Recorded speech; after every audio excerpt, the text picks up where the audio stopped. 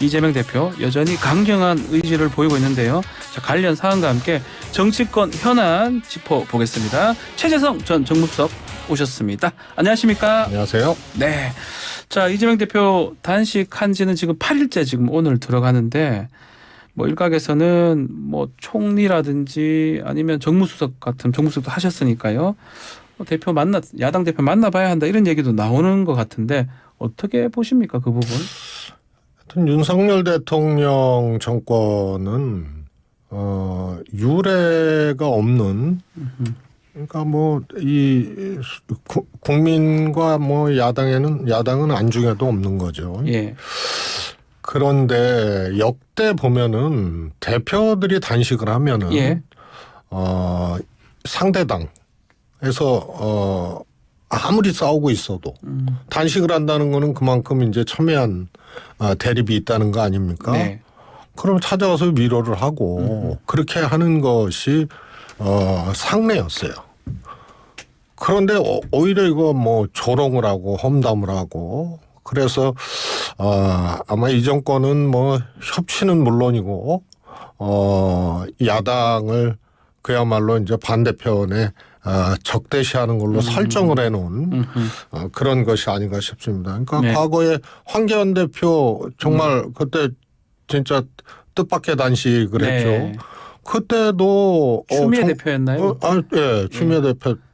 이해찬 대표였습니다. 예. 찾아가고 청와대 정무수석도 네. 찾아가고 그 전에 최병렬 예. 대표 했을 때도 당시 이제 노무현 참여정부였죠. 그때 문희상 정무수석도 네. 찾아가고 또 이정현 대표 그때 사실 최순실 그 물타기 네. 하려고 단식을 했다고 그렇게 이제 평을 했습니다만 그때도 찾아가서 그때 야당이었죠. 민주당이 찾아가서 위로를 하고 그런 거였어요. 김성태 원내대표 단식할 때도 그랬어요. 근데 이거는 뭐 하여튼 볼 수 없는 장면들인데 이렇게 조롱하고 적대시하고 하는 것은 네. 하여튼 찾아볼 수 없었던 장면들이 아닌가 싶고요. 이거는 당연히 그렇게 해야 되는데 네. 그럴 생각도 없고 하지도 않을 것 같습니다. 아하. 박지원 전 원장 뭐 같더라고요. DJ 김대중 보인다 이렇게 얘기를 했는데 그 부분 어떻게 보시는지요? 저는 단식의 명분이나 절박함이 분명히 있다고 봅니다. 네. 사실 이재명 대표가 갑자기 단식을 꺼낸 게 아니거든요. 사실 4월 말 5월 초 네. 제가 만났을 때도 이거 그때 이제 후쿠시마 오염수 문제로 이건 비상한 결단이 필요한 것 같다. 단식을 포함해서. 네. 그래서 그때부터 줄곧 고민을 해왔던 거고 그때 이제 의원들 우원식 의원이나 네. 윤재갑 의원이 이제 단식에 들어가서 이재명 대표가 그때는 이제 못했죠. 그렇죠. 예. 그래서 이 정권의 실정과 이런 것들이 너무 도를 지나치고 있기 때문에 야당 대표로서 결단을 하고 절박하게 하고 있는 거라서요. 저는 뭐 김대중 대통령이 보인다는 말이 김대중 대통령 그때 이제 지자체 등 몇 개 요구를 얻어냈죠. 또. 네, 예. 몇 개 요구를 걸었어요. 그래서 뭐 이재명 대표가 요구 사항이 뭐 이렇게 간결하지 않다. 여러 개 요구를 걸었다 그러는데 DJ 대통령도 그때 여러 가지 지자체를 포함해서 여러 가지 요구를 걸었습니다. 그래서 그런 점에서 박지원 원장이 김대중 대통령이 보인다고 얘기를 한 것 같습니다. 근데 이제 끝내야 된다는 목소리도 있고 특히 출구 전략 있을까요? 단식의 출구 전략이 어디 있습니까? 단식은 그야말로 죽기 살기로 하는 거 아닙니까? 쓰러지는 거잖아요, 결국 그러면. 그래서 그거는 단식이라는 것은 YS 대통령도 그 전에 야당 총재 시절에 단식하면서 예. 강제로 당시에 군사 정권이 입원을 시켜서 그런데도 병원에 가서도 단식을 멈추지 않았어요. 그래서 그때 나는 죽을 각오로 한다고 했거든요. 그래서 단식 멈추라는 권고에 네. 그 답변이 출구 전략이라면 출구 전략이죠. 자, 이재명 대표가 뭐 그 말씀대로 쓰러져도 싸움 안 끝난다 뭐 이런 얘기 했었고, 대통령은 또 이념을 좀 많이 생각을 하고 있는 것 같고, 이념에서 민생을 구하겠다 이런 목소리를 냈습니다. 그 부분 어떻습니까? 저는 아마 이재명 대표의 그 말씀이 네. 가장 적절하면서도 절실한 말이라고 생각합니다. 네. 대통령이 이념을 앞세우고 완전히 도그마 아닙니까? 네. 그래서 좌우 날개가 있어야 되는데 한쪽 날개가 거꾸로 가면은 그거는 싸워야 된다고 얘기를 하잖아요. 그래서 이념을 앞세우고 싸울 것을 주문하는 대통령이기 때문에 네. 당연히 이제 민생은 이 챙길 여력도 없고 챙길 네. 생각도 없는 거죠. 그런 점에서 이념이냐 민생이냐 이런 절실함이 이재명 대표가 있다고 보고요. 네. 뭐 국민들도 같은 생각일 겁니다. 지금 민주당 특히 서른 의원이 탄핵 얘기를 하면서 여야 간의 목소리도 커졌고요. 이재명 대표는 국민의 뜻 반하면 끌어내려야 한다 이런 얘기를 한 거거든요. 이걸 탄핵을 시사한 걸로 봐야 됩니까? 그렇지는 않고요. 사실 대통령은 실정이 거듭되고 특히 예. 대통령으로서의 어떤 헌법을 파괴한다든가 위반했다든가 네. 이러면 이제 탄핵 사유거든요. 그런데 그런 사유들이 있기는 하죠. 네. 특히 주목해서 봐야 될 것이 이번에 이제 그 해병대 네. 고 최모상병 그 수사단장 문제에 대통령이 직접 개입을 했다면 네. 그런 것들이 이제 탄핵 사유인데 그러나 탄핵은 그런 것만으로 꺼낼 수 있는 것은 아니죠.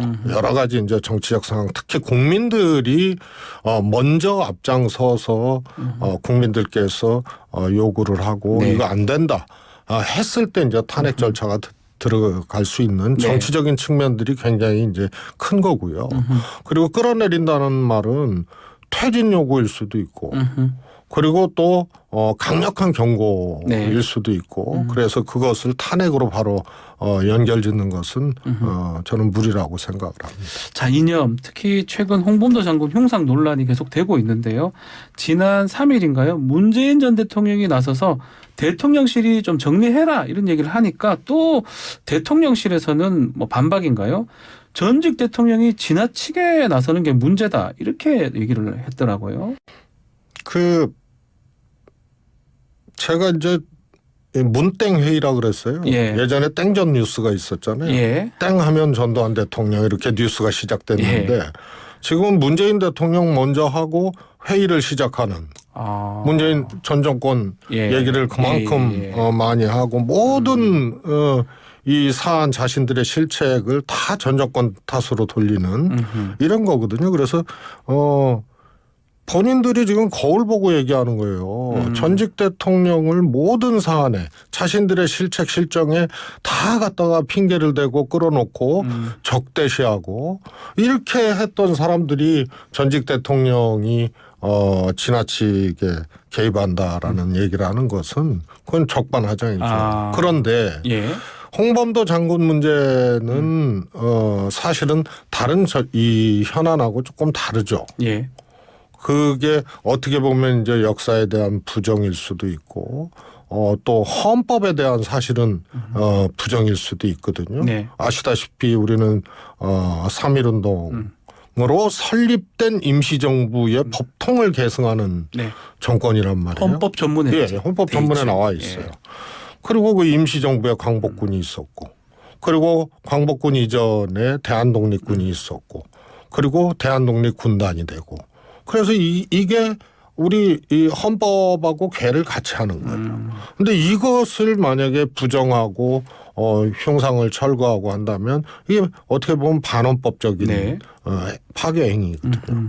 그런 점에서 이 당시에 문재인 대통령 재임 시절에 육사에 이제 네. 흉상이 세워지고 이런 것에 대해서 전직 대통령이 하나의 역사의 부정이고 헌법의 부정인데 이것에 대해서 이야기를 안 할 수 없는 거죠. 그래서 다른 현안하고 이건 동일시될 수 있는 사안이 아닙니다. 자, 그건 마찬가지로 또 지금 어젠가요?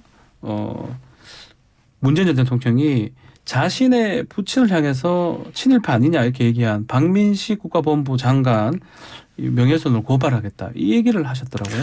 지금 대통령을 비롯해서 예. 소위 말해서 이제 역사관이라든가 네. 친일 문제라든가 이념 문제라든가 정말 미쳐 돌아가고 있어요. 아하. 박민식 보훈처장은 본부 장관입니다. 네, 보훈부 장관은 예. 정상적이지가 않은 거예요. 미친 거예요. 본인이 그러잖아요. 네. 어?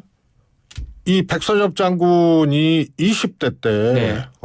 20대 때 그럼 친일을 했단 말이냐. 이러면서 문재인 대통령 부친도 농업개장을 했으면 그것도 친일 아니냐. 네.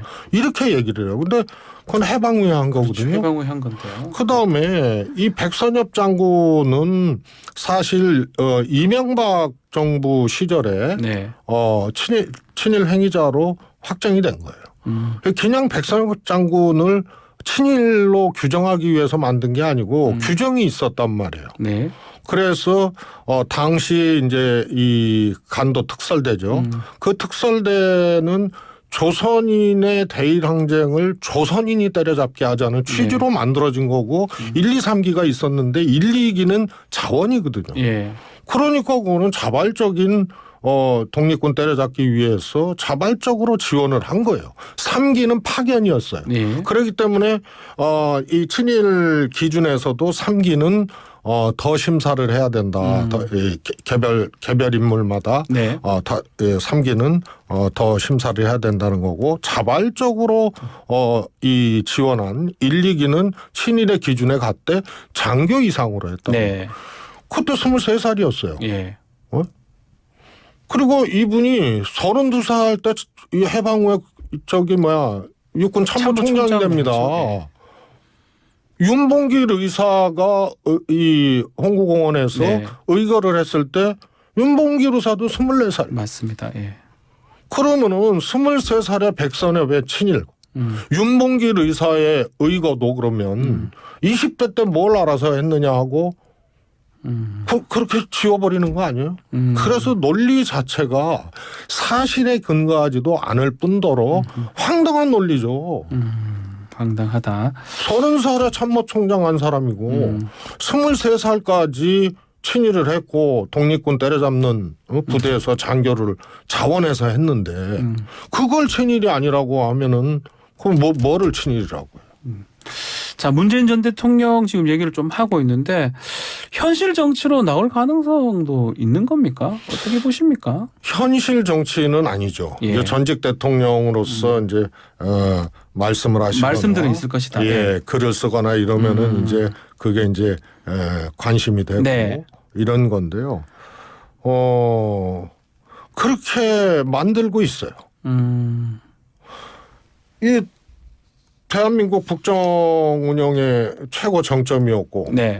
국민들의 생명과 안전을 지켜야 되는 그런 대통령 전직 대통령으로서 홍범도 장군과 같은 사안이라든가 네. 이런 것들은 언급을 안 할 수가 없는 거예요. 그다음에 문재인 대통령을 또 해명하게 만드는 일도 있잖아요. 네. 문 대통령만 탓을 하니까 박민식 법무부 장관도 예. 마찬가지죠. 친일하지 아니한 문 대통령 부친까지 친일로 현직 장관이 이 정부 장관이 얘기를 해버리니 그거는 문 대통령이 대응을 안 할 수가 없는 거예요. 그런 식으로 문 대통령을 사실은 끌어들이고 있는 거예요. 네. 그러나 마냥 침묵하고 하기에는 말씀드렸다시피 홍범도 장군은 그야말로 헌법과 역사에 대한 어떤 부정이기 때문에 그건 안 할 수가 없는 거고 네. 사안사안마다 문 대통령을 끌고 오기 때문에 어떤 것은 침묵을 해야 되고 대응을 안 할 수도 있지만 대응할 수밖에 없는 사안들이 나오고 있죠. 네. 그럼 굳이 얘기하면 문 대통령께서 자꾸 말씀을 하시고 이 등장을 하시는 이런 상황이 만들어지고 있는 거죠. 자, 또 이 강승구 시민사회 수석 이 데모 간제 데모를 지시했다 의혹이 제기되고 있는데요. 특히 통화가 공개가 됐습니다. 통화 후 작년 말까지 MBC에서 지금 한 30번 넘는 집회가 신고도 됐습니다. 이거 어떻게 보십니까? 저는 이 정권에서요. 네. 굉장히 위험한 것이 뭐 여러 가지가 있습니다만은 세 가지가 있다고. 네. 하나는 좀 말씀드렸다시피 해병대 수사단장. 네. 이게 대통령실과 대통령이 직접 개입했느냐. 네. 이거는 엄밀히 따지면 이거는 진짜로 탄핵 사유거든요. 네. 만약에 그랬다면. 예. 그다음에 이 강승규 수석의 전당대회 개입부터 관제 데모 개입까지 심지어는 이게 통화만 한 것이 아니고 이 당사자들하고 이 식사 회동을 했다는 거 아닙니까? 네. 그리고 실제로 집회가 열렸고 그래서 이것도 굉장히 중대한 사안이에요. 네. 그래서 그냥 사태로 끝날 일이 아니고 이거는 그야말로 감옥 갈 일을 한 거예요. 네. 그리고 강신업 변호사 전대 개입해 가지고 그런 거 네. 시민사회 수석이 전당대회 때 그 수석실의 행정관들이 카톡방 두 군데에서 안철수 대표를 네. 후보를 욕하고 지금 김기현 대표를 막 홍보하고 이런 것들이 다 사실은 범법 사유거든요. 네. 그래서 굉장히 위험하고 양평 고속도로도 저게 시비 논쟁이 아니고 저것도 하나의 이 국가 정책이나 이런 것을 이 잘못 개입해서 네. 틀어버린 거거든요. 그래서 저것도 굉장한 이제 나중에 범법 사유들이 있다면은 굉장히 중대한 문제입니다. 세계가 커 보인다 이렇게 말씀을 그렇습니다. 하시는 거네요. 자, 마지막으로 지금 대장동 허위 인터뷰 주도한 혐의를 받고 있는 김만배 씨 오늘 새벽에 출소를 했습니다. 어떻게 봐야 됩니까? 우선 저 검찰은 계속 네. 구속 상태를 요청을 했고 원했던 건데 네. 장기 구금 상태에 대해서 법원에서 일단 영장을 받아들이지를 않았기 때문에 예. 석방이 된 거죠. 그리고 공교롭게도 김만배 씨 구속 그 상태 유지가 검찰이 굉장히 필요한 거거든요. 네. 근데 이게 이제 석방이 됐는데 공교롭게 이게 신학림 위원장하고 김만배 씨하고 거짓 기사를 이 공모해서 냈다 이렇게 얘기를 하는데요. 우선 두 가지만 좀 짧게 정리해 주셔야 됩니다. 두 가지만 예. 말씀드리면은 사실 부산저축은행 다른 저축은행 다 처벌받았는데 거기만 그때 2011년에 네. 면죄부를 준 거고 조우영 씨죠. 예. 그거 석연치 않지 않습니까? 네. 그리고 그때 주인 검사였고 지금 대통령이 이 사실은 규명돼야 될 일이에요.